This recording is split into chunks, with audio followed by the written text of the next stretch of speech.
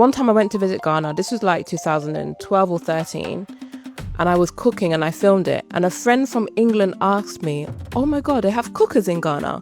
So do not be surprised that some people, if you haven't been there, you might not know because of what you see on TV. Hello everyone, welcome back to GH Afric TV. If this is your first time here, kindly subscribe to the channel and hit the notification bell so you will always get notified anytime we upload a new video. And please don't forget to tell us in the comments where you are watching from. We would also love for you to share this video with your friends and family to support the channel. Today on our screen, we have Janine sharing some of the culture shock she experienced when she came to Ghana.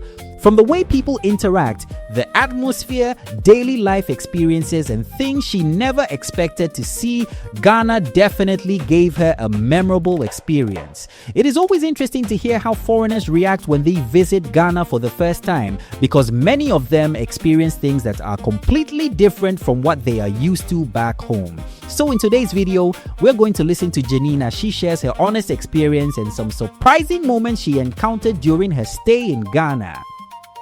Make sure you watch this video till the end and let us know in the comments if you agree with her culture shocks or if you have experienced something similar yourself. Now let's get straight into the video. Hey guys, so as some of you know, I have lived in Ghana for over 6 years in total and I've traveled there over 10 times. I lost count. So I feel like I'm a little bit qualified to share with you something that you might find surprising about Ghana. Before I get into the video, make sure that you save it and share it with a friend who might be traveling to Ghana. So the first thing that I found surprising when I first visited Ghana back in 2011, they do not accept things with your left hand. It is rude to greet people, shake people with your left hand, purchase things with your left hand, give money with your left hands, give gifts with your left hand. They see it as dirty. So always use your right hand. Now, in places like Accra, they're very used to tourists, so they're not going to give you a hard time. But there are some people who will not accept something if you give it to them with their left hand. So just be mindful. One time I went to a funeral with a friend, and in part of the funeral, all the older relatives come around and walk around to greet everyone. And I was waving with my left hand, and my friend just gave me the most disgusting look and said, "What on earth are you doing? You don't greet with your left hand." And I felt so ashamed. So please keep this in mind when you're in Ghana. Especially if you are melanated, they will just assume that you're from Ghana, that you should know this, and it comes across rude. The second thing that I found surprising is how helpful Ghanaians are. So I've had a couple of situations in Ghana where I have needed help and didn't even have to ask for it. So twice I fell into one of the open drains and immediately a crowd came around. One person went to get me slippers, like flip-flops, which in Ghana they call chaliwate. Another person went to get me water. And when I looked up, there was a whole crowd of people around me. So they're very, very kind. Another time, I was very, very sick and I needed lemon and ginger. Didn't know where to go, what to do. I came outside my gate and I just spoke to this random guy. I said, please, can you help me get some lemon because I can't get any? And he took me to his mum's house. And at the back, they had a lemon tree and he picked lemons off the tree for me. That doesn't happen here, which brings me on to the third thing, is the open drains. Obviously, I fell in them twice. No disrespect to Ghana. Ghana, you have my heart. I love you. But this is an issue that we need to resolve, the open drains. I have not been able to avoid them and I fell into them twice. And one time I had an accident.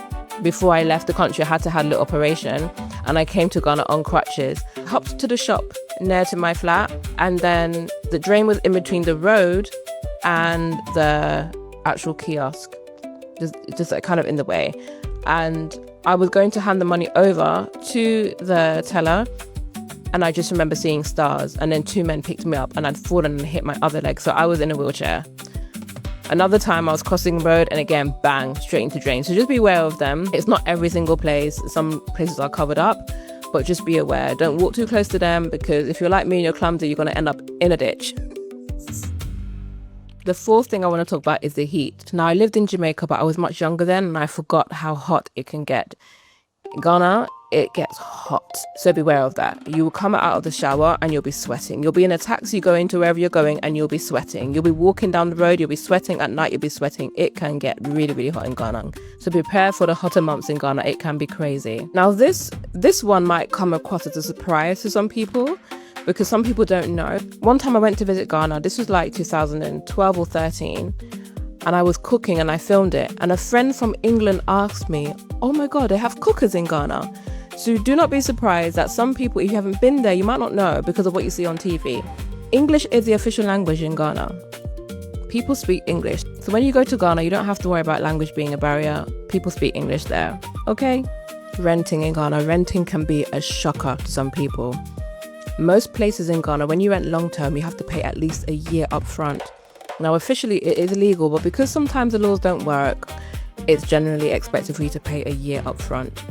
Saying that, however, generally Ghana is cheaper than the UK, but if you're looking for the standard of living in the UK, it might cost you the same or even more. So beware that you might be paying a whole year up front with most landlords if you want to rent in Ghana. The last one is about fashion, clothing. In Ghana, it is not appropriate to expose too much skin.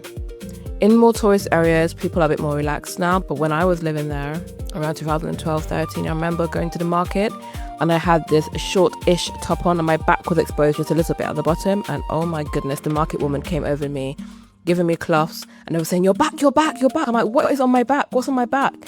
And somebody who I was with just said, "Your back is exposed. They don't like you exposing yourself." As I said, in Accra, it's a bit different because a lot of tourists and they kind of expect it, but generally, as a rule of thumb, dress a bit more modestly when you're in Ghana.